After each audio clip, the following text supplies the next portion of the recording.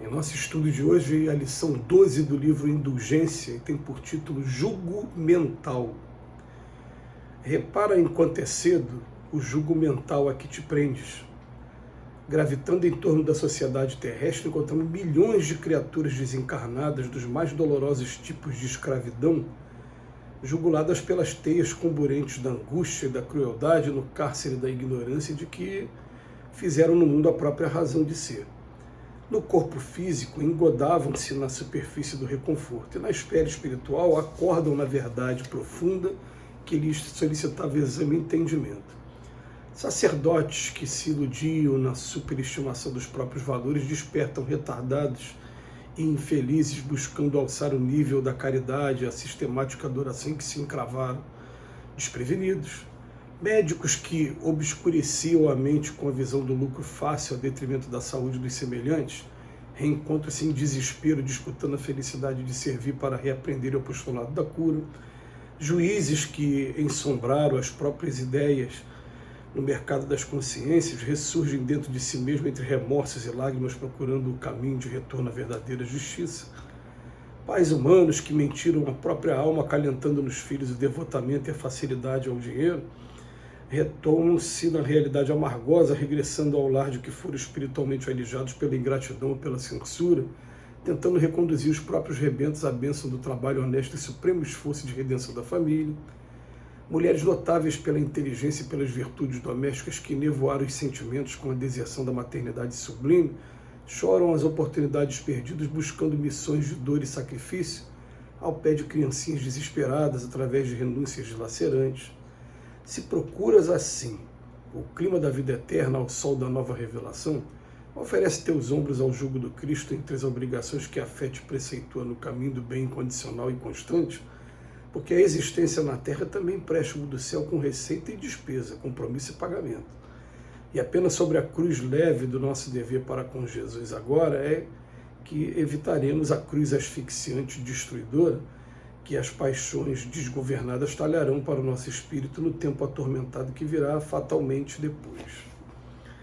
É lição muito grave para a gente analisar, muito profunda para a gente analisar, porque a gente lembra que quando a gente vai estudar a lei da liberdade lá no livro dos Espíritos, os Espíritos fazem questão de dizer para a gente que onde o homem goza de total liberdade é no seu pensamento. Então, qual é o segredo aí? Conquiste o pensamento daquela pessoa e você vai estar com aquela pessoa nas suas mãos. Essa é que é a verdade, né? Então, o que acontece? O Emmanuel começa a lição dizendo que, gravitando em torno da sociedade terrestre, nós vamos encontrar milhões de criaturas desencarnadas nos mais dolorosos tipos de escravidão. Olha que informação, né, grave para a gente analisar. O Paulo de Tarso já dizia em suas cartas que estamos rodeados por uma nuvem de testemunhas. E os livros espíritas, as informações que os espíritos trazem para a gente é de que a população desencarnada na Terra é 3 a 5 vezes maior do que a de encarnados. Então vamos lá, é sempre bom de fazer essa comparação. Não dizem que nós estamos aí com 8 bilhões e meio de encarnados aqui na Terra? Vamos arredondar para 8 bilhões? Né? Se for de 3 a 5, é de 32 bilhões a 40 bilhões de desencarnados. E o Emmanuel vem dizer que há milhões de criaturas desencarnadas dos mais dolorosos tipos de escravidão. Como assim escravidão? Escravidão a vícios, escravidão à ideia de vingança, escravidão aos bens materiais que eles se consideram donos desses bens materiais até hoje. E principalmente escravidão a alguns costumes que adquiriram e que não conseguem largar e que não conseguem ter liberdade por conta deles enquanto aqui estiverem encarnados. E onde eles estão, esses espíritos? Aqui ao redor da gente, nos influenciando o pensamento, porque eles não conseguem conversar com a gente diretamente. A maneira deles influenciarem a gente é através do nosso pensamento. Conquistou o nosso pensamento, conquistou adeptos para a sua causa.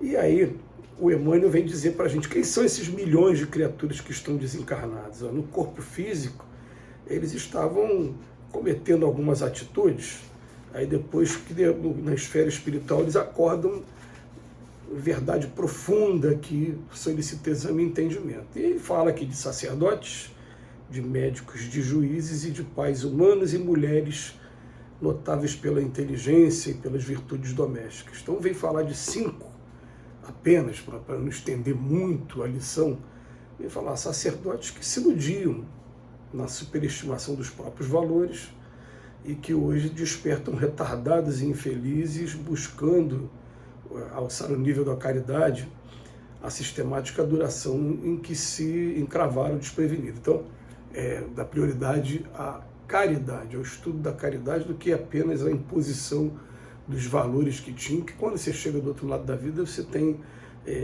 o encontro com a realidade chocando vários conceitos teóricos que a gente traz aqui enquanto a gente está encarnado. Principalmente no campo dos sacerdotes, o Emmanuel ele teve vamos colocar assim, uma preocupação de enumerar 5 classes, né, que não é por acaso, tá? São muitas as mensagens que a gente recebe de espíritos que estão atormentados e escravizados no plano espiritual por terem sido sacerdotes de maneira equivocada, está sendo agora cobrado dos fiéis, principalmente pelo desvio de recursos materiais, mas também por, de alguma maneira, né, tá pregando uma coisa equivocada. Tá? É muito grande o número de sacerdotes religiosos, tanto que a gente já ouviu várias vezes dizer que o Brasil, como coração do mundo, pátria do Evangelho, é um celeiro de médiuns falidos das encarnações passadas, tentando agora encontrar o caminho correto do trabalho junto ao Cristo. Quando você vai falar dos médicos, ele foi falar de médicos que obscureciam a mente com a visão do lucro fácil e a detrimento da saúde dos semelhantes. Só para lembrar que no livro Os Mensageiros a gente vai encontrar um caso de um médico. É marcante esse exemplo, porque Os Mensageiros é um livro de André Luiz, tá, gente? Escrito através de Chico Xavier. É o segundo livro. O primeiro foi Nosso Lar, o segundo, Os Mensageiros. E aí o que acontece? Nesse livro você vai encontrar um médico que está sofrendo muito, atormentado por muita gente, e André Luiz, por ter sido médico também, perguntou, mas o que ele fez? E foi exatamente isso aqui. Ele começou a ganhar muito dinheiro como cirurgião e começou a dar mais atenção aos empreendimentos materiais que ele estava tendo aqui na Terra do que a saúde dos doentes, comprometeu a saúde de algumas pessoas, alguns com dano irreversível, outros até perderam a vida, e ele reencontra no mundo espiritual um monte de espíritos. Mas o que chama atenção para qualquer um dos 5 exemplos, nesse texto que está no livro do Mensageiros, é que tem um momento que André Luiz pergunta, mas vem cá, isso tudo aí foi vítima dele? Ele falou, não, muitas das vítimas perdoaram. Quem são? São vítimas de outros médicos também que fizeram a mesma coisa que ele. Eu falei, então peraí, eu não fiz com ele, mas eu poderia ter feito com outro. Exatamente.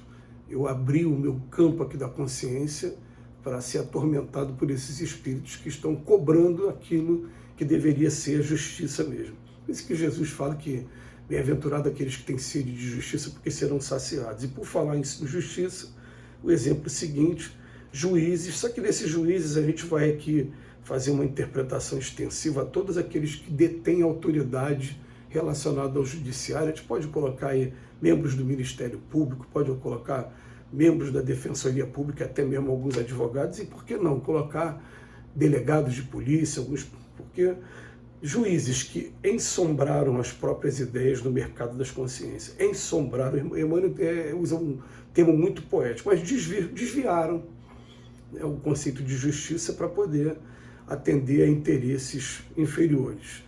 Então ele ressurge entre remorsos e lágrimas, procurando o caminho do retorno. Depois ele vem falar de pais humanos que educaram seus filhos no caminho do devotamento à facilidade ao dinheiro, né? E vem falar das mulheres notáveis que acabaram enevoando os sentimentos, desertando da maternidade.